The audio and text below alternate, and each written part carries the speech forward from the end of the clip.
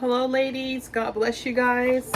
I hope you guys are all doing well. Tuesday, right son? It's Tuesday, right? No. Today's Tuesday. That's my loving son over there, Elijah. You guys have seen him in the videos.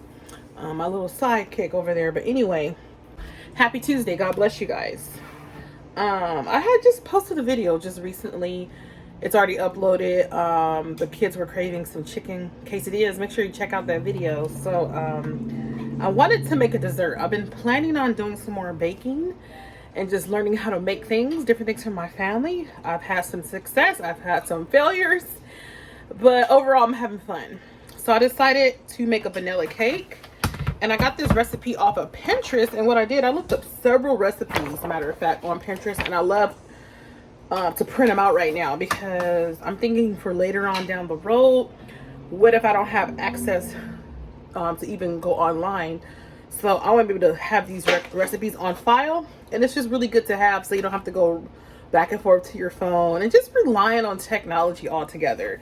You know, some things we just need to go back into the old-fashioned way of doing stuff. It just makes life more easier, right? And so, like I said, I went to Pinterest, and make sure you guys follow me on Pinterest. If you would like to, if you felt led to. It's Joy of the Homemaking. I'll leave the link for you guys. I know many of you guys love Pinterest. I love Pinterest. I've been using that app for years. I just love all the recipes and the ideas. And I use it for all type of ideas, you know, from Bible study to scriptures to recipes, design ideas, things for your home. It's a really good app. It's like one of my favorite social media apps. So I found a vanilla cake recipe. Actually, I found a bunch of them. And so I just want to fool around with different recipes. So I decided to go with this one. So the one I'm about to show you guys, I'll put that in the description box. The one I'm about to try. And so this is the vanilla cake recipe. So I already did the flour. So it takes 2.5 cups of flour. Right here are my dry ingredients. So it's 2.5 cups of flour, 1 tablespoon of baking powder, a 1/2 teaspoon of fine salt, and you just mix those and set aside. Now it's telling me to cream together 1 cup of unsalted butter, and I use imperial butter right here. So I have my 1 cup of butter, and I have 1.5 cups of granulated sugar. So that's in a bowl. And you guys, I ordered these bowls from Amazon. I really needed some mixing bowls. I'll leave a link to these. I really wanted some mixing bowls that are lightweight because I have like 4 stainless steel bowls. 2 of them are kind of on the bigger side. I just need something like smaller, and I just need extra bowls, especially if you're fooling around with different baking ideas. And it's good to have extra bowls. So I saw these. I like the multiple colors. So if you guys are interested, these are just plastic bowls. I thought they were bigger, but actually the size is okay. I'm pretty sure I'll get some more bowls later. Take an electric mixer. I have my electric mixer here. And or you can take your stand mixer. I hope to get one of those soon. Well, not right now, but soon, one day. So it tells me to beat the sugar on medium-high speed for 5 minutes until thick and fluffy, scraping bowl down as needed. After that, we're going to add 4 eggs, 1 at a time, beating well with each addition, then scrape down the bowl. Then we'll add 2 teaspoons of vanilla extract to beat into, and what does it say? 4 teaspoons of vanilla extract and beat to combine. So this is the vanilla extract I like to use. Is this the Watkins? Yeah, Watkins all natural handcrafted original gourmet bacon vanilla. This is pure. So I like that one. And I've been using this flour for years. I'm going to show you guys the flour that I usually get. It's gone up quite a bit, but I get this at Walmart. This is by Wheat Montana Farms and Bakery. Natural white premium all-purpose flour, unbleached, excellent for baking, non-GMO. I've been using this for years. And then also too, I like to use this baking powder. I want to show you guys. I've been using this baking powder for years. This is the Clabber Girl double acting baking powder. Okay, this is the 22 ounce. Just want to have a chat with you guys as I prepare this cake for the family. And I also printed out a buttercream, a vanilla buttercream frosting. I'm gonna be doing that, so I printed that out. That goes with this particular vanilla cake. So the buttercream vanilla is unsalted butter, room temperature, You'll need 4.5 to 5 cups of powdered sugar or add it to taste. 1/4 teaspoon of fine salt or to taste, so it's totally up to you. 4 teaspoons of vanilla, and then we're gonna do 3 to 4 tablespoons of heavy cream or whole milk. Add it to desired consistency. So I'll be doing that buttercream probably in a separate video, because after I bake this, I know I'm gonna have to let this cake cool down for quite a bit, and I might just leave the cake overnight and then do this video for tomorrow for the icing, because I don't think I'm gonna be able to do all that at the moment. And I just wanted to chat with you guys, and I'm just all about keeping it real on this channel. So yeah, what I'm about to do is whip the butter. So let me go ahead and do that, and then I'll come back and we'll have a little chat. I like to get these cage-free brown eggs, large 18 pack from Simple Truth. I get these at my local Ralph's. It's always a good price.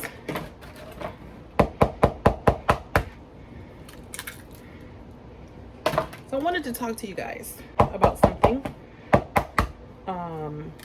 It's a personal issue, but I just feel led to have a discussion here with you guys. And so I found out I have a condition that I was totally not expecting, but I'm going to continue to trust God no matter what. So be in prayer about it, and I'll be in prayer about it. So I had a hernia repair back in 2012. I noticed that I had an umbilical hernia because I have a medical background. I was a nurse assistant for many years in the early 2000s. I remember we took our finals during 9/11 too.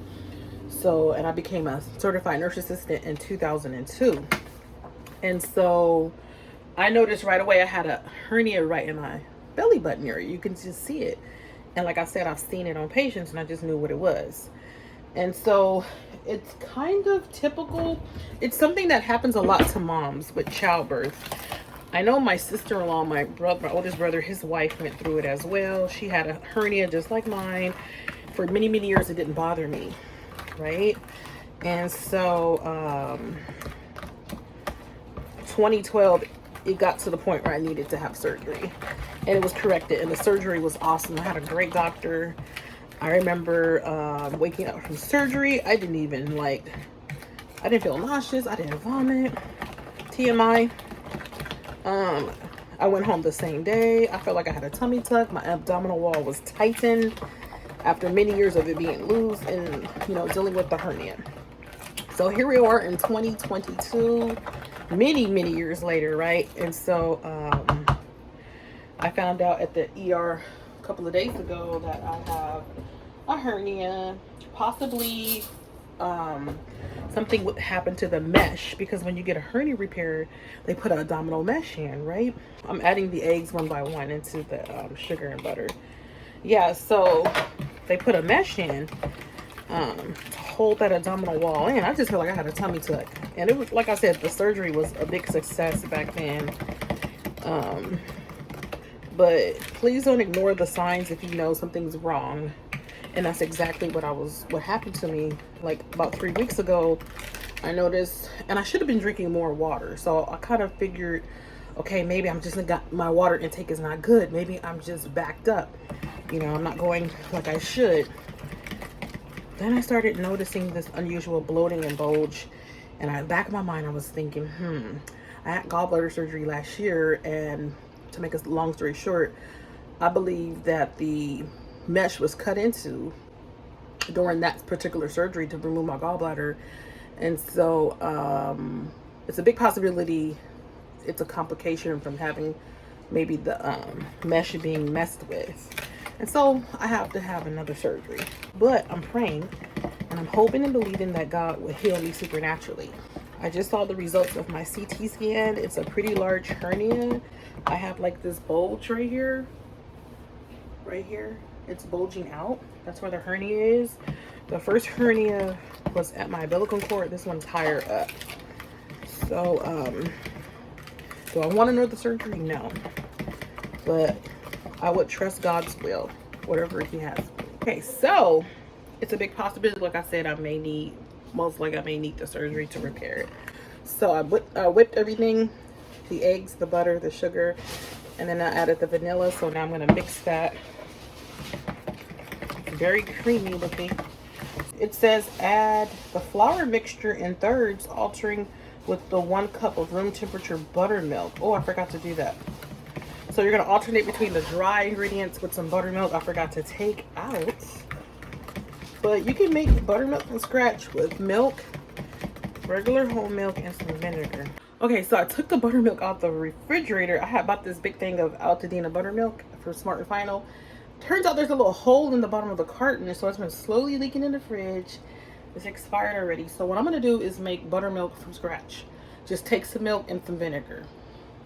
Okay, so I realized that all of my white vinegar is gone. So there's always alternatives, right? So I have lactate whole milk. Okay, so I want to do the 1 cup of milk. Yeah, so I've been meaning to do this whole cake from scratch because, I mean, box cakes are cool if you're trying to like do a simple cake, like an easy recipe.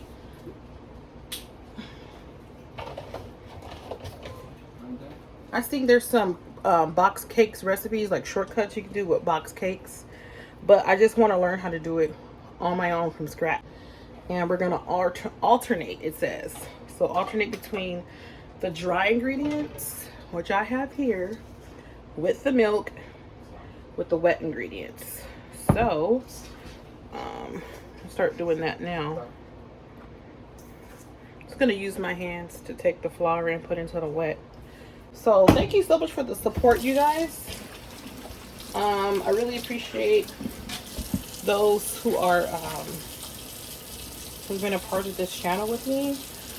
Oh, let me move my camera.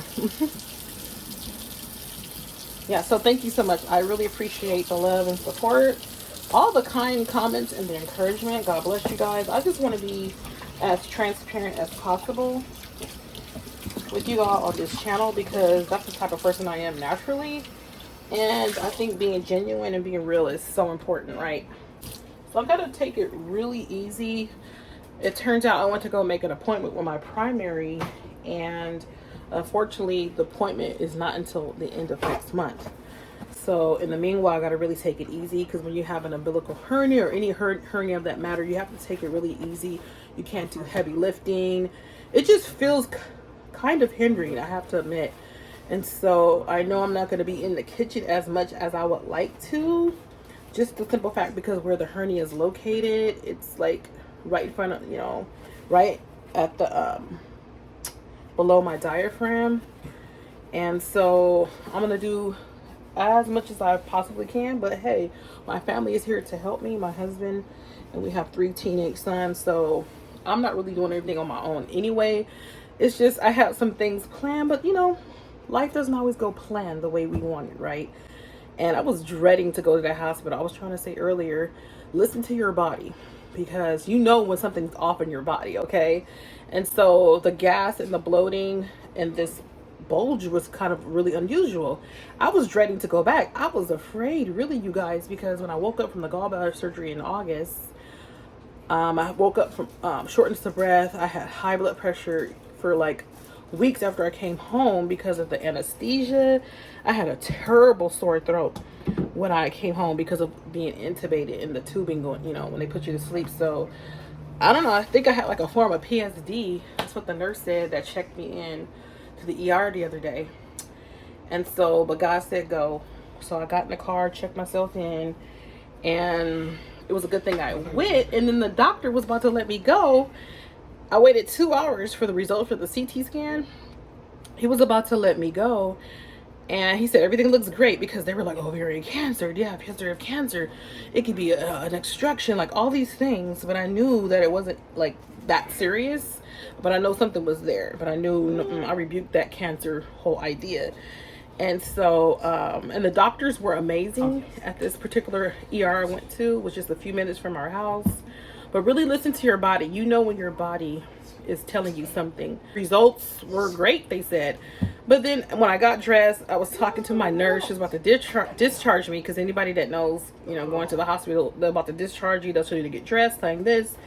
The doctor came back in and he was like, I'm sorry, I made a mistake, but the report does show you have an umbilical hernia. And so it's a possibility this hernia, because of location, it's causing some type of blockage where you're getting like gas and like buildup and constipation, like all the symptoms that I was experiencing. So yeah, I gotta make sure I just, eat enough fiber and just really increase my fluid intake and just be careful, like I said, and not lift anything heavy, because you don't want the hernia to get bigger and cause more complications. But I know if I have to have surgery, that God's gonna work it out.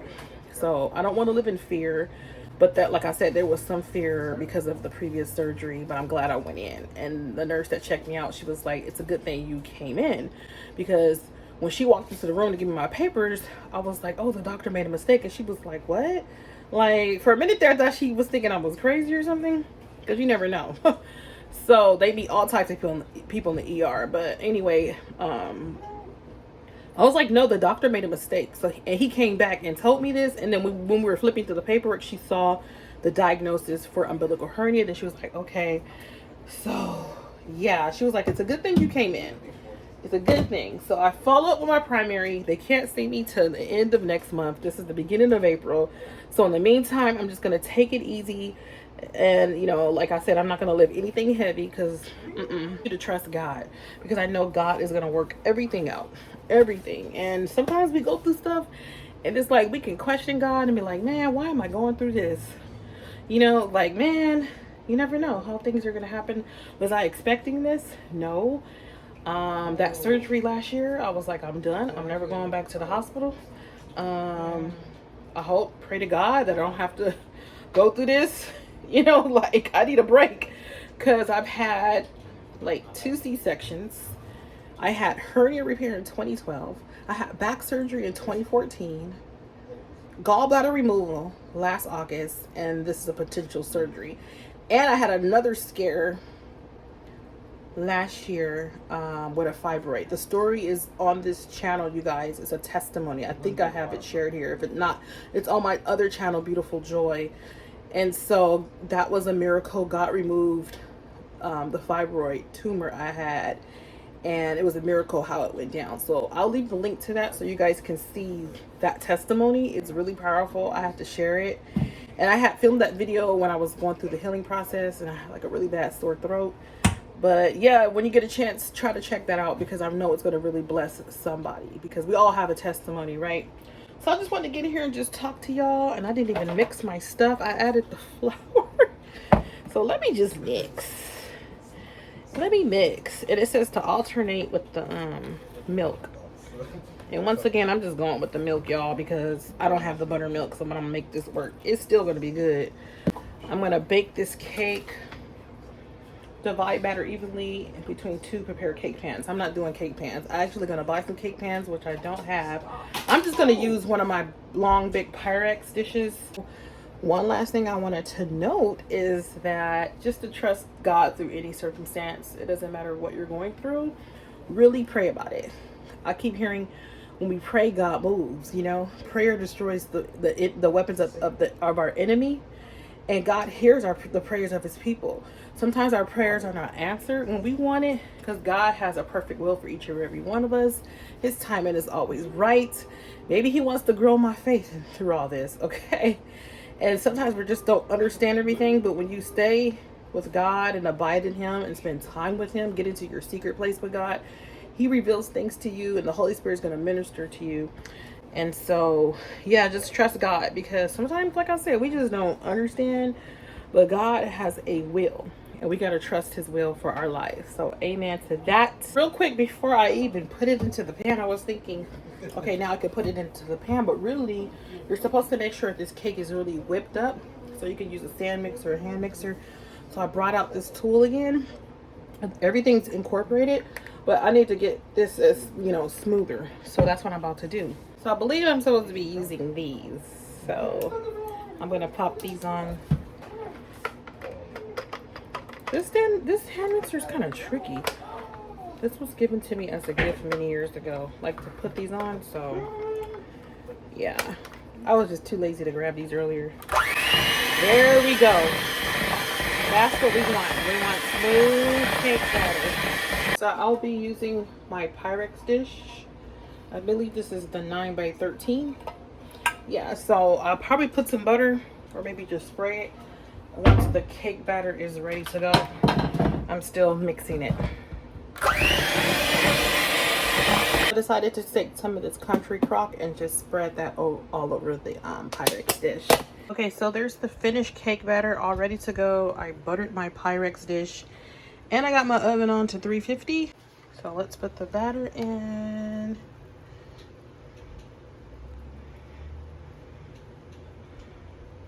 Okay, so the batter is all ready to go into the oven. And I'll be setting my timer. Okay, there we go. The preheat just went off, but I'll be setting my own personal timer just to come back and check on the cake. I know it's gonna smell pretty good. Hello everybody. So I decided to just stop this video for now. I will be letting you guys know maybe in a short video or maybe through a short or maybe just a short quick video here on the channel. The finished cake and the icing will definitely be in another video so I can show you guys exactly how I do that. Just want to get on here and just bake and chat with you guys and just talk about some things. So God bless you. If you guys have any questions, comments, or concerns, please let me know. You can contact me on my email. Look at the go to the about page. You can see my email if you want to connect with me privately. So God bless you guys. Don't forget to like, share, and subscribe to the channel. And remember, trust God through any circumstance and He'll see you through. Have faith in Him. Love you guys. Bye.